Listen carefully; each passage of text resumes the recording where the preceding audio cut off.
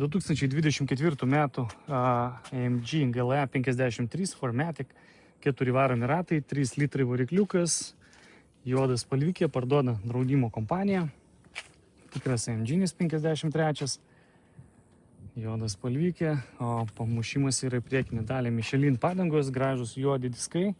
27 dieną bus aukcionas, kol kas pastatyta už jį nėra nieko. O mušimas yra toks, parduoda, taip pat Progresyvas, tai yra draudimo kompanija, mato nuardyta, daug kas gavęs per kapotą ir čia grinai bus palindęs, bet viskas yra išmeta, bet aš parodysiu, kiek detalių yra mašinai prikrauta. Aišku, neaišku iš jų, kas yra gera, kas bloga, nes tikrai čia tiek nesiknysi tai mašinai.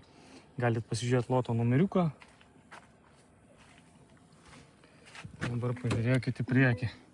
Burmeisterio aparatūra, graži apdaila čia ta linijinė, po to šildomo sėdynės, Alcantara vairas, bet pažiūrėkit, kiek visko prikrauta. Šakės.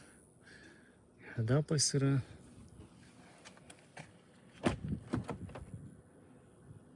Pritraukėjų nėra, visas nujuodintas ir čia pažiūrėkit visą krūvą detalių, net kameras neina užkišti. Šiaip iš kėbulo pusės yra keletą pabraižymų, bet čia labai tokie menki, kosmetiniai, tik tai pats pažeidimas yra, kaip matėt, priekinė dalis. Slenksčio trūksta, bet irgi gal įdėtas į vidų, sunku pasakyti, sparnas praardyta, tai gan gerokai. Čia buvo turbūt draudimo daryta defektacija, tai viską išardė, po to nieks neberinko, sumetė į galą ir viskas.